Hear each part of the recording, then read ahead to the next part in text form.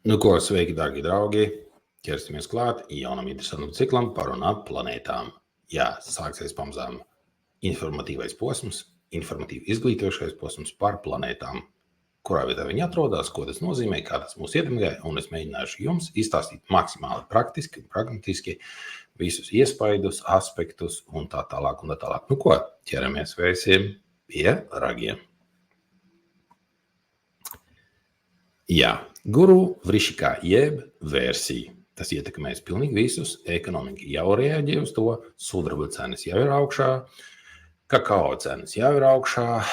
Rūpes par to, kas būs ar labību. Labības cenas arī ir augšā. Jā, Jupiters tikko kā iegāja iekšā versija. Līdz ar to viss parunā par reāliem resursiem. Tik ietekmēts, cenas ir augšā. Vienā vietā cenas ir augšā, a citā uz leju. Jo Jupitera pamat uzdevums ir sakārtot konkrēto sfēru atbilstoši tā realitātei. Viņš vienmēr visu ieliek apakaļ fokusā. Nu ko, ejam cauri un tad skatāmies, kas tad mums tas viss tāds ir. Jā, atceramies par astroloģiju, ekonomiku un visu vispārējo. Atceramies, ka Davosa arī ir tā vieta, kur cilvēki pietiekami daudz aizraujās ar, astroloģiju. Nu, atceramies,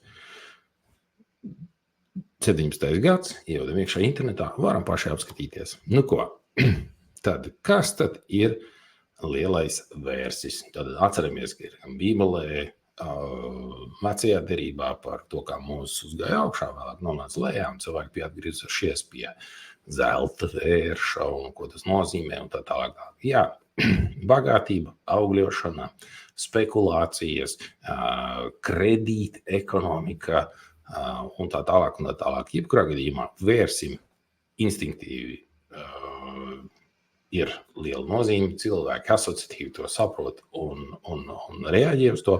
Nu ko, iziesim cauri, ko tad īstenībā tas viss mums nozīmē.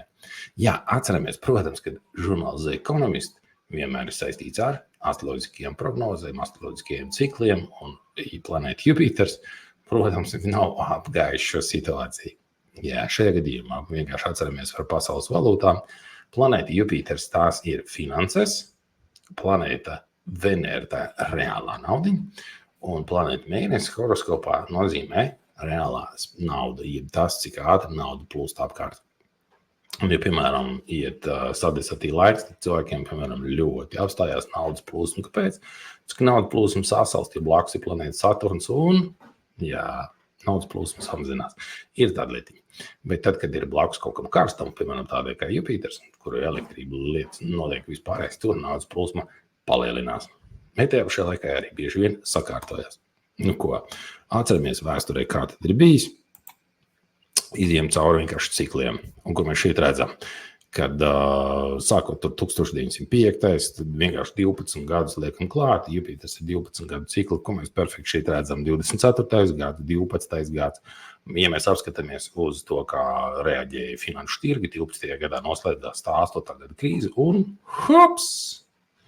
Mēs redzējām līdz šim nepieredzētu naudas printēšanas apjomu finanšu tirgos un tā tālāk. Jā, pēdējie 12 gadi mums ir ekspansīva naudas printēšana. Protams, mans pienākums to ir izstāstīt jums jāsaprot, ka kārtējs cikls ir beidzies un sākās mums jauns posms. Kāds viņš būs tuvākajā laikā? To jau daudzi redz saprot, bet sajūtīs mazliet vēlāk, bet jebkurā gadījumā gatavojamies. Nu, atceramies, perfekti ir 2000. gads, tad ir 88. gads. Ja mēs paskatāmies uz ASV dolāru, tad 88. gadā līdz 89. gadā ASV ieņem visu pasauli un kļūst absolūti globāls. Jā. Tad, protams, 76. gadā tiek pieņemt lēmumi un saka realizēt jau tas, kas saucas ar Reaganomiku, ir naudas printēšana, tā ir tā pati sistēma, kurā mēs joprojām atrodamies. 64. Protams, atceramies, kas bija tur ģeopolitiski, kāda lēmuma tika pieņemta. Tā tālāk, visādas ātomkrīzes un tā tālāk. 53. gadā absolūti skaidrs, kad bija krīze, jo cilvēki pārgāja no militārās ekonomikas, ja mobilizācijas ekonomikas pilnīgi citu ekonomiku. Tad atceramies 41. gads, lielo reālo resursu pārdale, karš. Vajadzēja reāls resursus. 29. gads perfekti redzam, ka sākās banku krīze. Un mēs arī šeit, kāpēc to ielikt iekšā, lai perfekti parādītu, kā no vienas krīzes vajadzēja pāriet mazliet savādākā dimensijā 41. gadā. Un, protams, 17. gads ļoti labi zina, kas notika.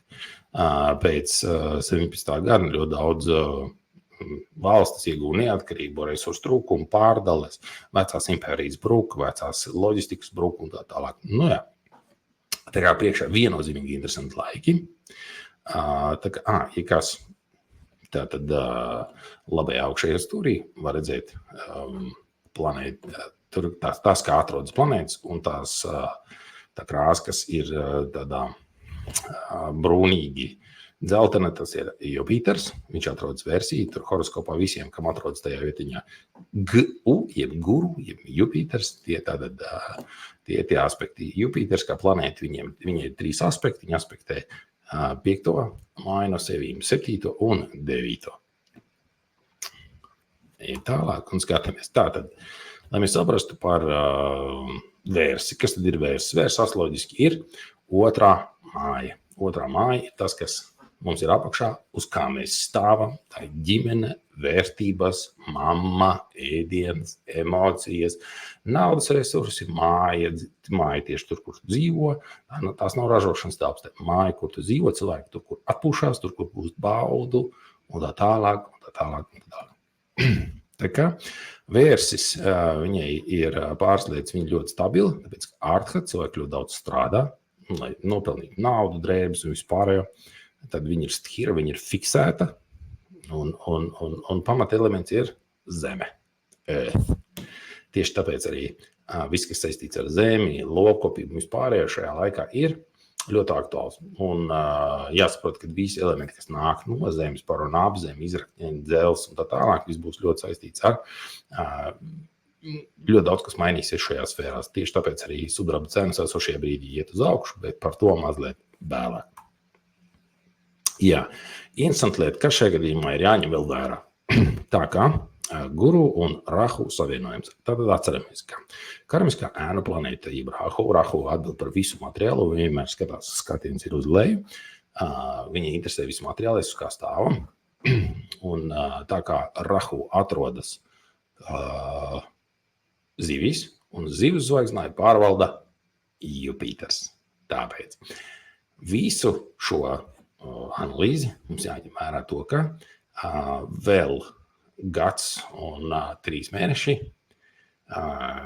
Jupitera sfēra, viņa būs ļoti, ļoti materiāla, pragmatiska, slēpta, saistīta ar slēptām lietām, neredzamām lietām, jo planēta Rahu, tas ir renkens, kas visu redz cauri, vienmēr atrodas ēnas zonā. Tāpēc pēcdienas lietas, slēpt politisku lēmumu, slēpt finansējumu, viss pārējais būs ļoti, ļoti aktuāls. Jā.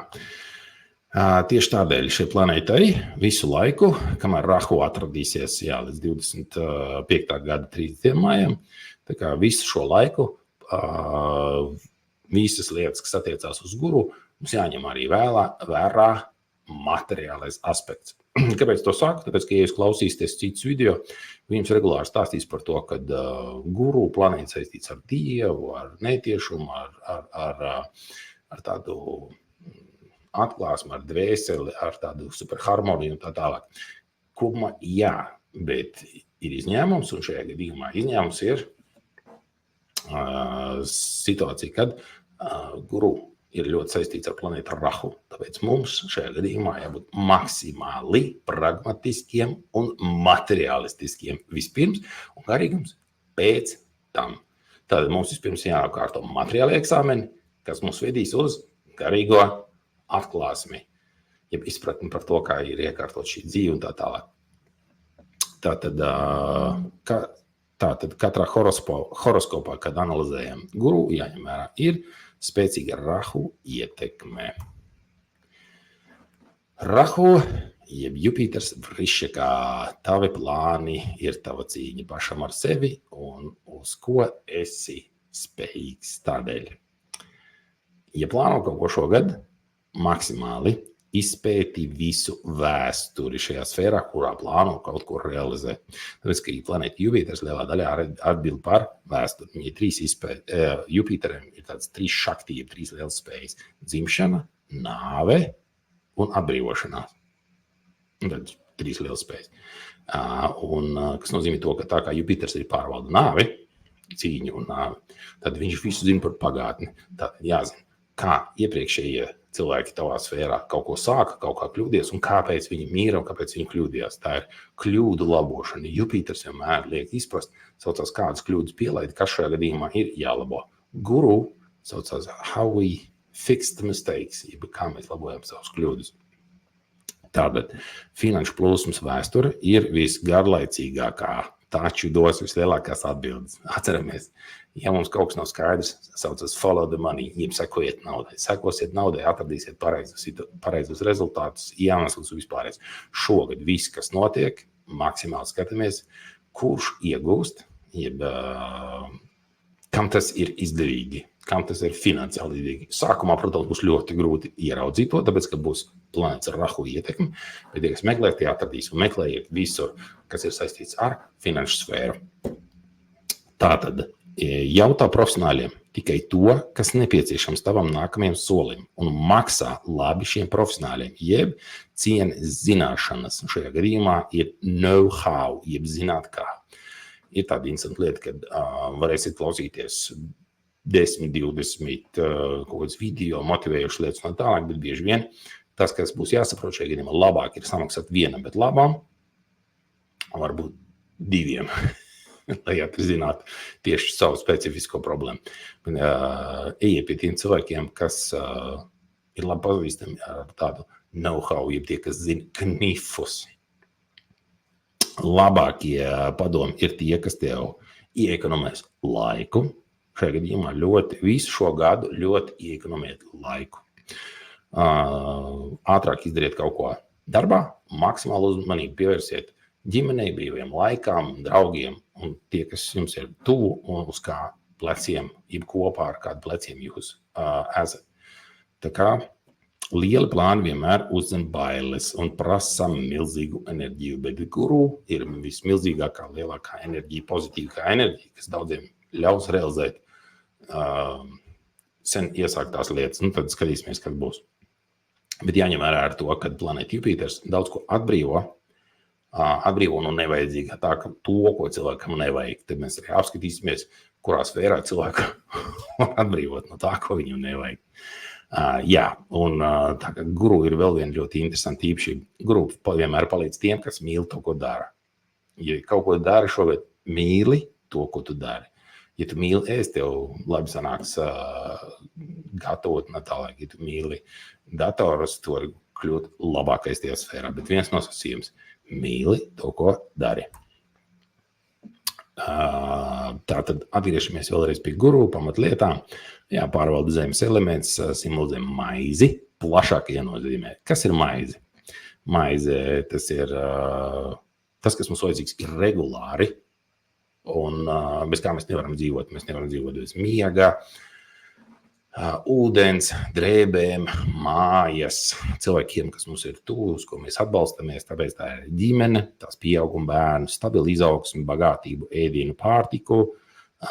Īpaši, piemēram, mātes piens. Mātes piens ir guru, jeb tas, kas dod ātru izaugsmi. Diētu, īpaši šajā gadījumā tas sanāk tā, ka daudziem cilvēkiem diētu uzlabosies jau tad, ja viņi ēdīs pareizā laikā pēc pūkstens. Jo guru ļoti atbild arī par laiku. Visus augļus un dārziņus, kas nāk no zemes. Jā. Mēģiniet vairāk lietas, kas nāk tuvāk zemei. Tur nevar būt liels koka augļus un tā tālāk, bet vairāk tie, kas tiešām nāk no zemes. Spēku, ko ķermenis iegūs no apkārtējās vides, un sevišķi ļoti labi dos spēku tie augi, kas būs tuvu tai vietai, kurienes tu audzi. Tātad, ja kāds jums ir ciemiņš atbrauc no kaut kurienes, un viņam ir slikti, tad mēģiniet dabūt tos augļus, no kurienes viņš ir nācis, un situācija var strauji uzlaboties. resursus, ko iegūst no apkārtējās vides. Jā, tā ir saucās hipotēka. Guru atbild arī par hipotēku, un tāpēc mēs redzēsim noteikts izmaiņas nekustamā īpašuma tirgu. Tās būs obligāts pasākums šajā gadā. Un jā, starp citu, jāreķinās, ka pēc guru ir simbols tur vērsts un tā tālāk. Tad, kad Jupiters kaut kur iet, tas ir gan 12 gadu ciklā, gan gada ciklā, viņam vienmēr ir 2 kāpumi, 2 pīķi. Vispirms, tad ir krītdiens, tad ir vēl viens. Vienmēr izskatās kā ragi. Ragi var būt uz augšu, ragi var būt uz leju. Bet vienmēr ir divi izcilņi. Un tā tad visas bagātības turības simboli vēl planēti Jupiters atbild. Tās ir zelts, sudrabs, mājas, mašīnas, vergi, kurtizānes, harēmi un jebkuras praktiskās taustāmās bagātības. Nu tā. Ja starp citu tie, kas reizējuši ar daudzām mīļākajām un tā tālāk, vai mīļākajiem, šogad būs īpaši interesants gads. Tā kā varēs iesajust situācijas bagātību ar emocijām, notikumiem un tā tālāk.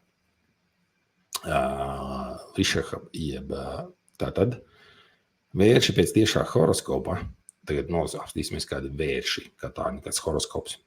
Tie ir cilvēkam ģimene un stabilitāte ir pirmajā vietā tiecas pēc materiālām lietām, krāšanas, sistēmiskas krāšanas, nav noslēdz uz ātru pēļņu un dinamiku, jo ir krājēji un ieguldītāji ilgāka laika posmā. Līdz ar to ieteicams strādāt ar bankām, citām materiālām lietām, lietu radīšanu un tā tālāk.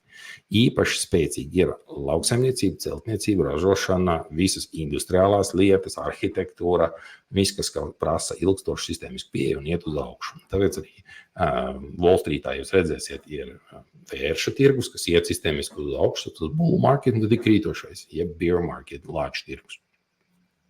Tātad, kas vēl vēršiem? Dzimtas un ģimeņu bagātība. Jā, tā būs īpaša tēma šogad, jo visas bagātās ģimenes, kas ir tur Rothschildi, Wallenbergi, kolonnas un tā tālāk, tie būs ļoti, ļoti izteikti šogad. Jā, starp citu, Wallenbergiem piedara ļoti liela daļa Latvijas. Ir arī tādi Warburgi, kas Vācijā, tie Faranēze, kolonna, Rothschildi. Tad, piemēram, Japānā ir vesela rinda ar Zaibatsu ģimenēm, ir tādām lielām oligarhu ģimenēm. Tas arī tāds interesants. Bet es domāju, ka šo atstāsim pēc tam un iziesim cauri kā atsevišķu topiku, saucās Jupiters un lielās ģimenes un apskatīsimies, cik daudz viņu bagātības ietekmē mums visus un viņa lēmumi. Tas nozīmē to, ka visās lielajās ģimenēs, ko es minēju, šogad būs pārmaiņas.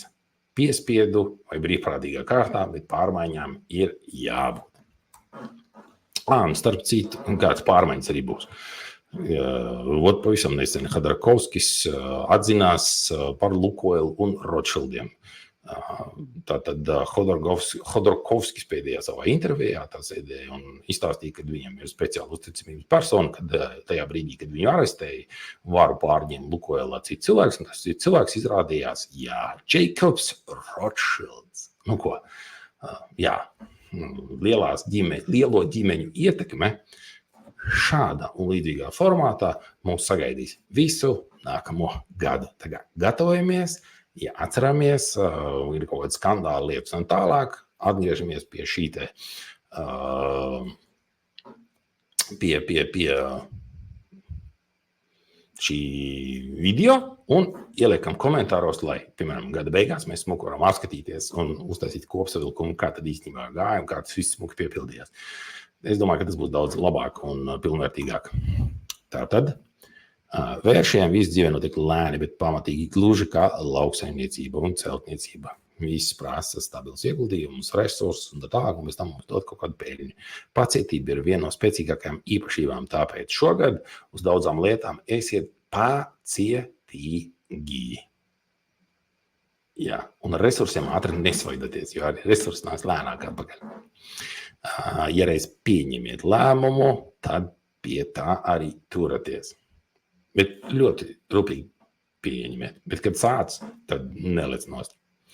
Problēma ar vēršiem, kādi viņi ir, viņi stūrgalvīgi, nelokāmi, jeb grūti pieliekoties situācijas, iestrēguši rutīnā, jeb savā ciklā, Tāpēc bieži vien citiem viņi liekas garlaicīgi, aprēķinātāji vienmēr nodrošināšies ar papildus riskiem. Tie cilvēki, ko vērši ir interesanti lieta, kad viņi vienmēr domās par riskiem, viņi vienmēr riskus pārvērtē. Bet jāņem vērā, ka bieži vien tieši tas arī viņiem izglābi tur bankrota situācijas, no traumām un dažādām lietām. Citiem viņi var likties, kā teikt, pārāk uzmanīgi, priekš viņiem tā ir absolūtā norma. Nu ko, visi, kas ir dzīvo kopā ar vēršiem, jums pacietību novēlu.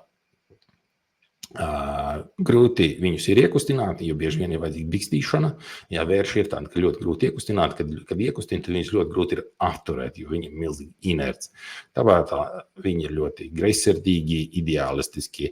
Jā, cilvēkiem, kam mēnesis vai pēc tiešā horoskopa atrodas versija, viņi ļoti idealizē gan savus partnerus, viņi regulāri meklē ideālo partneri, kas bieži vien beidzās ar neko. Tāpēc, ka šajā dzīvē mēs neko tik ideāli nedabūsim un būs jāstrādā ar to, kas ir. Kas tad ir guru? Guru, jeb Jupiters. Jupiters ir pamatīpašība, ir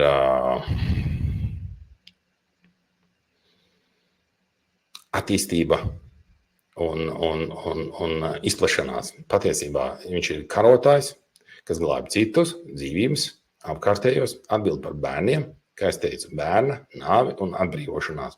Atbrīvošanās, kas virza uz zināšanām. Skandu mitoloģijā guru ir Thors. Tāpēc arī mums ceturtdiena angliski saucas Thursday, Tora diena. Starp citu, arī astroloģiski ceturtdiena skaidrā, ka jā, kā guru diena arī vēdiskajā tradīcijā. Tā kā viss ir absolūti pareizi. Astroloģiski viņš pārvalda 9. māju, un 9. mājā ir tādas nakšatras kā mūla, purva šāda, otrā šāda, kas nozīmē patiesības ieguvējs, zināšanas tālāk nodevējs, jeb skolotājs, īsts skolotājs, kas palīdz atvērties un izplesties. Un tad vēl Jupiters pārvalda astroloģiski 12. māju, kā es teicu, dzimšana, pārdzimšana, atbrīvošanās pārējais, un to pārvalda tādas nakšatras kā Purva Bhadrapada, Purva Uttarabhada un Revatī, kas ir, kā teikt, mazliet neredzama lieta. Guru mīti. Un te ir tādi interesanti lieti. Viena no būtiskākajām lietām, ko stāst, ja jūs lasīsiet par guru, guru ir saucās The Bull of the Man Who None Can Deceive. Iztulkējam, vērsis, Jupiters kā tāds, viņš simbolizē vērsi, milzīgi vērsi, ko neviens nespēja maldināt. Un tie ir sanāk tāda interesanta lieta, kad planēta Jupiters, viens no simboliem ir vērsis, un viņš iet vēršu zvaigznājā, tātad mums ir vērsis. Kubā ar milzīgu enerģiju un būs lieliem notikumiem. Un tātad vēl papildus mīti ir, jā, kā guru tur ir rādies un tālāk, bet vēl ir tāda mīts, kad viņam ir bijis sieva. Nu, ir sieva Tārā, ja bija īpašā zvaigzne, tad viņas mīļākais Čandra ir mēnestiņš, pēc kā radās Budha jeb Merkurs. Tātad šajā laikā ņemam vērā to, ka būs vesela rinda notikumi, kad cilvēki uzzinās, ka kāds no bērniem nav, kā teikt, īstais. Jeb vīriešiem, kam tāds stāsts ir bijis dzīvē, tie ir guru katra savā sfēra. Viņam ir liels risks tāds būt. Un, jā, stāsts, piemēram, būs ļoti interesants un spēcīgs, kas nozīmē, ka daudzi bērni, kas nezinās, kas viņu tēvi, viņi to uzzinās, un stāsti par un ap mīlas trīsstūriem būs ļoti, ļoti aktuāli šajā gadā. Tā kā, es domāju, notikumi būs daudz un interesanti. Un te ir tāda interesanta lieta. Guru, ja Jupiters atrodas versija planēta Vērs, pārvalda planētu Venēra. Arī Venēra ir skolotājs. Guru māca no augšas uz leju, bet Venēra māca no apakšas uz augšu. Un Venēra ir, jeb saucās asaru, jeb saucās dēmonu. Nu, tā varbūt neprecīzi pateikt, bet asuri skolotājs. Katrs māca savā formātā. Un jāsaka, ka te būs tāda interesanta lieta. Sadursme starp praktisko garīgumu un neredzamo garīgumu. Taču jebkurā gadījumā atbild par pamatiem, uz kā stāv kas nozīmē to, ka tikai tad, kad cilvēks būs nodrošinājis pamatvajadzības, viņš varēs iet tālāk, meklēt garīgumu augstāk. Tāpēc pamati un pamatvajadzības būs šī gada lielākais akcents. Šī kombinācija maksimāli ieslēgs diplomātiju, tiekšanos pēc ekspansijas, jo Jupiters, jeb guru vienmēr nodrošina expansion, jeb izplašanos. Tāpēc arī, piemēram, guru, daudziem liekas, ka ļoti labvēlīgi planēta, bet guru laikā, un kad ir guru periods, daudzi iet karot, un tā ir izplašanās lieta. Guru atbild par reālajiem resursiem, tāpēc arī mēs atceramies, kā es teicu, 41. gads un citi gadi,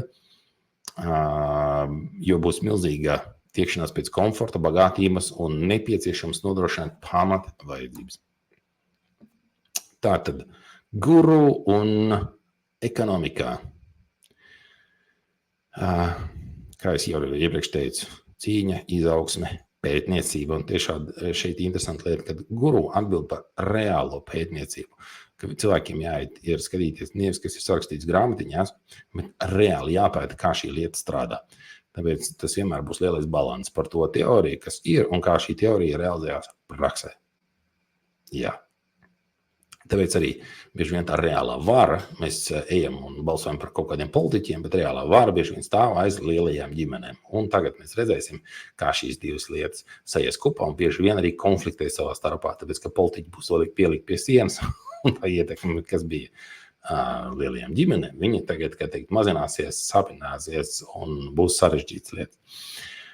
Jā, guru kopumā atbild par veiksmi, resursus kā tādus un spēj šos resursus salikt sistēmā. Un te ir tāda interesanta lieta, kad guru, jeb Jupiters, viņš atbild par zināšanām, un cilvēks var uzvarēt kādu, ja viņam ir augstākas un dziļākas zināšanas, jeb guru. Guru ir skolotājs, guru ir zināšanas, guru ir tradīcijas. Ja mums ir zināšanas un tradīcijas, un mēs koncentrējamies uz reālo zinātni, uz reālajiem resursiem, tad mēs spējam uzvarēt. Jo karā un jebkurā konfliktā vienmēr jāskatās, cik kurai pusē ir kādi resursi. Bet tas nenozīmē, ka nav iespējams uzvarēt. Ir dažādas taktikas, kaujas un tā tālāk, bet reālo resursu nozīmē būs, ka tā būs pastiprināta sfēra.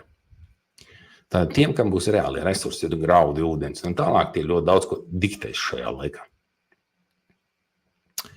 Māka vest politiski militāros taktiskos gājienus, kā mācību stunda. Guru vienmēr māca. Vai var uztaisīt pat veselu karu kā mācību eksāmeni? Jā, ebreji šajā gadījumā ir interesanti attīstījuši šo sfēru ļoti dziļi un tālu. Tā teikt, ienaidnieks, kas tev uzbruk, tev māca. Un līdz galam negrib nogalināt. Tas, protams, noved pie dažādu kara formātiem un tā tālāk. Tas nozīmē to, ka bieži vien būs cīņas, bet cīņas nelīdz nāvei. Līdz kaut ko sapratīs, vienosies un tā tālāk. Tas nozīmē to, ka šogad mums jārēķinās ar to, ka pašā augšā būs cīņa, bet ne līdz nāvei, līdz vienošanā situācijai. Kas vēl ir guru tradīcijas, godīgums, prāta un rīcības, kā teikt, virzība uz nākamajām paudzēm. Tātad mūsdienās guru saistīts ar globālajām finansēm un trust fondiem, bankām un citiem finanšu instrumentiem. Tā teikt, ideja ir laba, bet ja nav resursi un nav banka, guru ir pārvalda arī bankas, līdz ar to daudz kas cilvēkiem nenotiek. Guru atbild par bagātībām, krātuvēm, seifiem, naudas plūsmu un tā tālāk. Atbild par bērniem un viņa aizbildņiem. Tēvs vai patiesais tēvs, tās ir divas dažādas lietas, kā es jau minēju, tur būs pietiekami daudz interesantu situāciju. Vislielākās, vecākās bagātības, tās ir visapslēptākās bagātības, kas nozīmē to, ka šogad īpaši lielos fondos lietās no tālāk cilvēki meklēs pietiekami daudz naudas un naudas resursus un tā tālāk. Atbild par taisnīgumu, ne par likumību. Atbild par taisnīgumu. Tāpēc guru taisnīgums ir pilnīgi cits kas? Fiziskais, juridiskais taisnīgums. Jāņem vērā to, ka cilvēki šogad mēģinās sasniegt reālo taisnīgumu un nevis to, kas rakstīts ir dokumentiņā. Metaforas labākai izprašanai. Planētas labāk uztvert kā cilvēkus ar citām tam piedarošām īpašībām. Tas nozīmē to, ka guru, ja mēs viņu uzturam kā guru, kā cilvēka īpašības, mums viņu daudz labāk izprast, kāds viņš ir un ko šis cilvēks darīs konkrētajā vietā.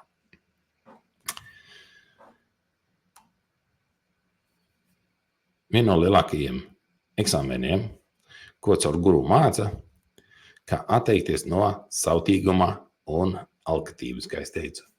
Dzimšana, miršana, kad naudai un pārējiem nav nekādas nozīmes, jo bieži vien cilvēks grib tikt pie bērna, bet nekādīgi netiek, neviena nauda nevar palīdzēt. Un nomir, tagad viņam ir pienāk nāves brīdis, tad viņam nekāda bagātība nav svarīga, ne? Un tad ir tā atbrīvošanās, kas nozīmē noteikti cilvēkiem, ka no kaut kā jāatbrīvojas, viņiem ir jāatbrīvojas, un tad viņi varēs tālāk dzīvot. Ja viņi turēsies pie materiālā, viņiem būs kā juka. Iznīcina melus, par to atbildi it sevišķi mūla nakšātra, jeb ar ko sākās mūsu dzīvē guru enerģija. Jā. Guru ļoti labi atbild par došanas un savienošanās principu. Guru iznīcina tos, kas vēlas tikai ņemt, jeb parazitēt uz cilvēku, jeb uz citu rēķinu. Tas nozīmē, ka atbildam uz jautājumu, vai parazitēšana ir iespējama? Jā, un pietiekami ilgi, bet parazītiem nāks ik pa laikam saskarties situāciju, kur viņu iespējas un situācijas tiek apgraizītas.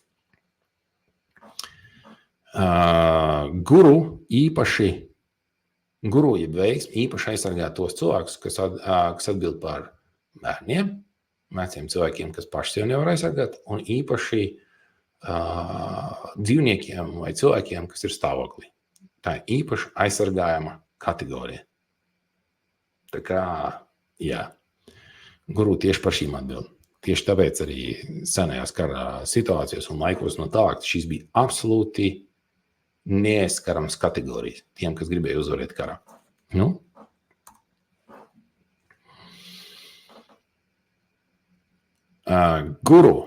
Guru, kā es jau teicu, atbild par zināšanām, intelektu, zināšanu nodošanu un tā tālāk. Jārēķinās ar to, ka šajā laikā, kad guru būs versija, notiks pārmaiņas ekonomiskajos centros. Tas ir Londona, Ņujorkā, Šanhajā,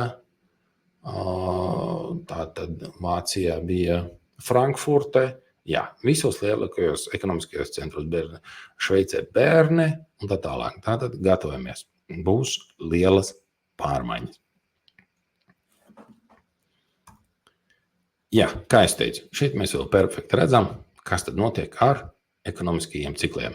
Šeit ir parādīts, protams, žurnāls Z, Economist, tieši 12 gadus vēc apakaļ, kur daudz ko var redzēt, kā mēs ejam uz skatikt elli. Un mēs šeit perfekti redzam, kas sākās 12. gadā, un 12. gadā sākās lielais ceļš uz naudas printēšanu, visi iet uz augšu. Tagad šis, kā es teicu, šis cikls mainās, un mums ir priekšā jauni notikumi. Šeit mēs perfekti redzam, kas notiek ar Latvijas ārējo parādu. Arī mēs ļoti labi varam redzēt, kā aug Latvijas parāds, mūsu Latvijas 12 gadu ciklā.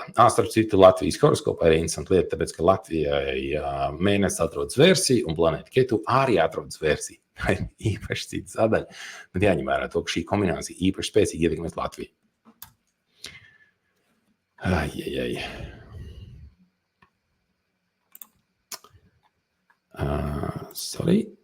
Tātad guru, ja bagātība ir aprīķināma proporcijā. Guru vienmēr visu aprēķina proporcijā, nevis naudas skaitlīšos un tā tālāk. Tātad, ja ģimene ASV gada ienākumi, piemēram, vidēji 77,000,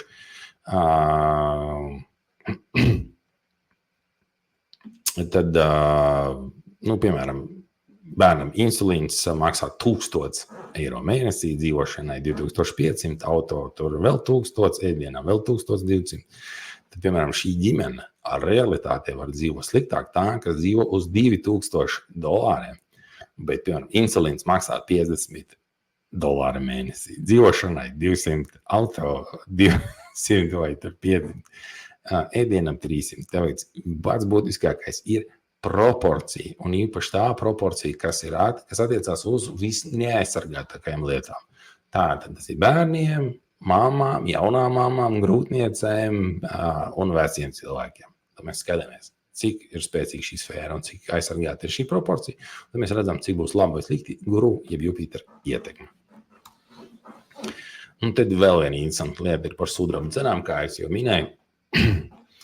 Tad guru, tur, kur ir Jupiters, tur, kur viņš perfekti parāda attīstību, uz kurien tas viss ies un kā tas viss mainīsies. Un tie ir viena tāda interesanta lieta, kad vienmēr, kad sudrabs atrodas vai nu vēršu zvaigznē, vai skorpionu zvaigznē, ja viņš atrodas tieši viens otram pretī un aspektē regulāri, mēs perfekti redzam, kā mainās globāla ekonomika. Un viena no būtiskākajām lietām, ar ko mēs šogad saskarsimies, ir tās, ka, ja mēs aprēķinām, piemēram, vidējās mājas cenu 50. gados un 24. gadā, mēs redzam to, ka, ja, piemēram, mājas cena ASV bija $7,500, tad vidējā ģimenes ienākuma bija $3,300. Tātad par 2,27 gada algām cilvēks varēja nopirkt māju. Un, ja mēs pārreikinām precīzi šo pašu proporciju sudrabā, tātad cilvēks varēja māju nopirkt par gandrīz 800 auncēm sudraba. Tas bija pirms Reiganomikas, cilvēki tūlīt pēc kara, daudz kas bija iznīcināts no tā. Tātad cilvēki, kurā gadījumā pietiekami labi dzīvo. Esošajā brīdī šī situācija pa gadiem ir spēcīgi mainījusies. Perfekti arī var redzam to, kad, piemēram, tieši, kad sākās pieņēma lēmumu par Reiganomikas ieviešanu, tas ir 74. gadā, mēs redzam, kā sāka augt nekustamību cenas, perfekti redzam, kāds tas viss uzleca 90. gados, jeb kosmosā, kur viņš aizgāja jau 1000 aunces maksā vienu māju, un šajā brīdī mēs redzam, kad, ja cilvēks Amerikā grib iegādāties īpašumu, tad vidējā mājas cena ir 513,000, vidējā alga, angliski saucas household, ģimenes ienākumu kopēji 77,000, un tā tad tas nozīmē to, ka tikai vienīgi par 6,6 gadu algām kopīgi saliek kopā cilvēks var iegādāties māju. Un tas ir milzīgs skaitlis un neproporcionāls skaitlis, kas nozīmē to, ka jaunā paudze nekad vēstures laikā nav dzīvojis tik sliktā situācijā attiecībā pret nekustamo īpašumu. Jā, tikai pirms tam bija verdzība. Ir tāda lieta. Un tad, kad guru atrodas šajā sfērā, viņš šo sfēru sakārtas. Mājas vēsturiskā, kā teikt, analīze, es jau tikko minēju, varat apturēt video un izlasīt prezentāciju par to, cik reizes iepriekš dzīvoja labāk vai sliktāk. Nu ko, jebkurā gadījumā, kā es arī minēju, nekustamību un cenas priekšā ir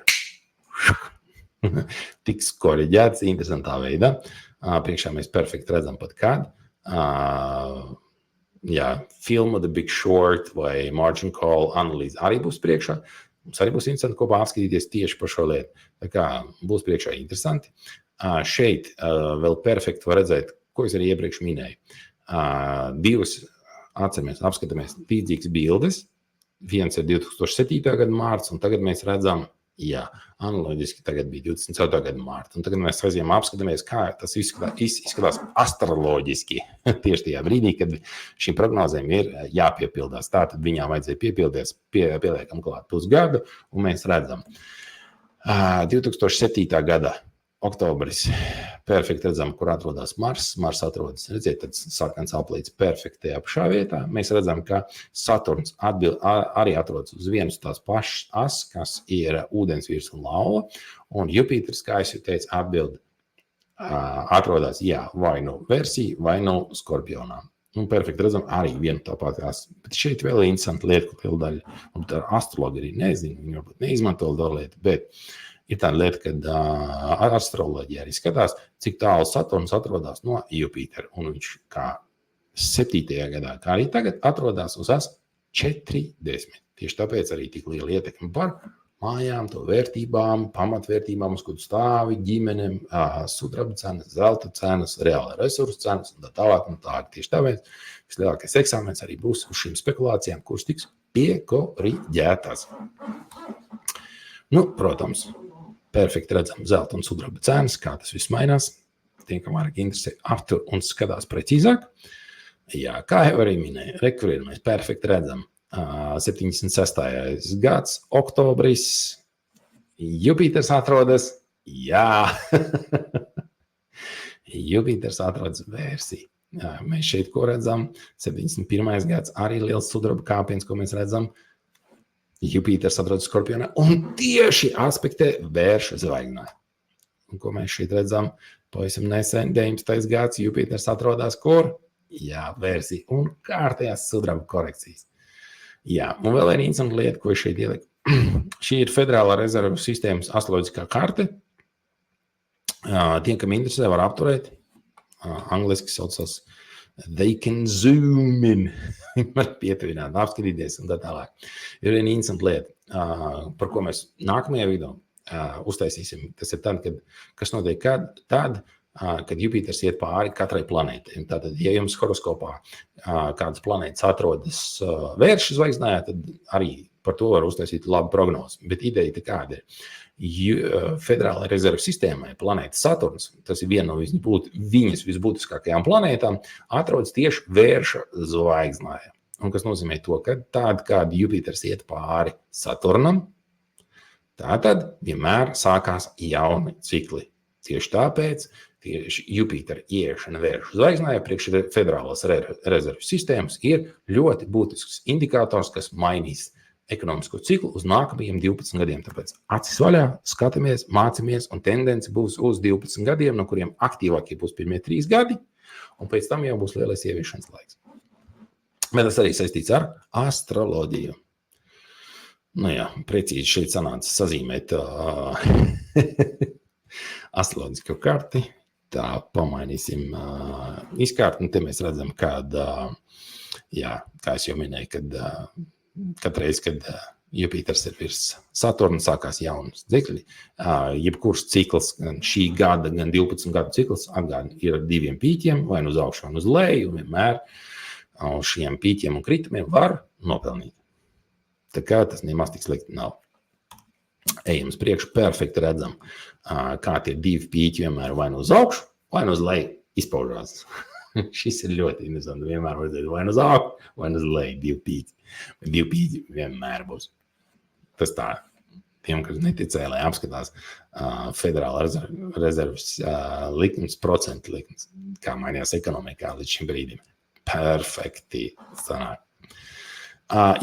Tie, kas grib zināt, kas vairāk par ekonomiku, mēs būs atsevišķi, viņš jau top, viņš ir salikts, bet vēl līdz galam nav pienācis laiks viņu prezentēt par ekonomiku un seno filmu Caligula un to, kas notiek Caligulā, tie parādīts tajā filmā. Es te katru nedēļu redzu jaunu pierādījumu to, kā vienkārši visa situācija perfekti atkārtojas un nekā jau nav. Tas ir attiecībā uz tiesu sistēmām, uz naudas sistēmām, uz politiku, uz mākslu. Vienkārši skaties un brīnies, kāds bija tik ģeniāli cilvēki, kas spēja to visu tik precīzi prognozēt. Protams, ka viņi to spēja prognozēt, tāpēc, ka tiem cilvēkiem ļoti labs guru, ja spēja prognozēt nākotni, ieskatīties nākotnē. Protams, filma The Big Short ar galveno varoni Michael Berry arī tur ir perfekti parādīts, kā šis buļļu lēciens tiks realizēts 24. un 25. gadā. perfekti. Atceramies arī Hollywoods 84. gads, tur Wonder Woman, viss pārējais arī perfekti parāda, kas būs ar mūsu ekonomiku.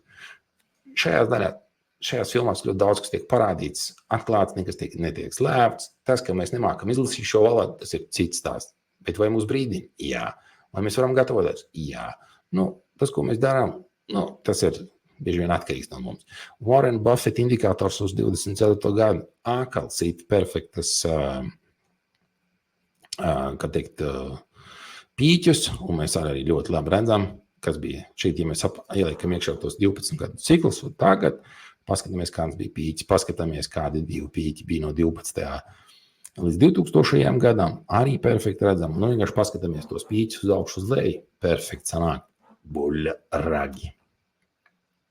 Guru, Jupiters un bērni. Šajā laikā būs jāsāk meklēt reāls risinājums paudžu konfliktam reālajā ekonomikā. Piemēram, Latvijā. Latvijā ir vecākais saimā un ministra kabinets, kāds jau kādi palielam ir bijis. Visi vecie cilvēki, kas tur ir bijuši gadu desmitiem, visi vēl projām sēž un tusē. Jaunieši ļoti maz. Ir tie, kas ir, tie ir veco krabju turpinātāji. Jauna ideja bieži vien nav. Fiziski varbūt jauns cilvēks, bet ja viņš runā, tēta runas, un viņš ir privatizators vecais, tad nekas nemainās. Tā kā būs ļoti interesanti. Jā, es domāju, ka šoreiz ar to pietiks. Un nākamie video būs par to, kas sagaida katru zodiaku nākamajā gadā. Līdz nākamajai reizei.